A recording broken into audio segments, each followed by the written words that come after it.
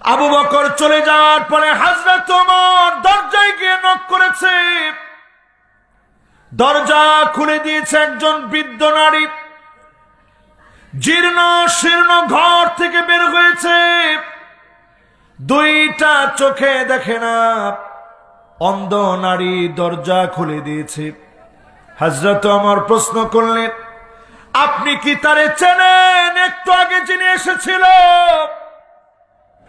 বৃদ্ধা অন্ধ নারী জবাব দিল না, চিনি না, তবে অনেক ভালো মানুষ। আমার খাবার ফুরিয়ে গেলে খাবার তিনি নিজে নিয়ে আসেন, আমার কাজকর্মগুলা করে দিয়ে যান। হযরত ওমর কথাটা শোনা মাত্র আকাশের দিকে তাকায় চোখের পানিগুলা ছেড়ে দিলেন, কেঁদে দিয়ে আল্লাহকে বললেন, আল্লাহ। হযরতে ওমর কেঁদে দিয়ে বললেন, আল্লাহ, আবু বকর বড় কঠিন বানায় দিয়েছে।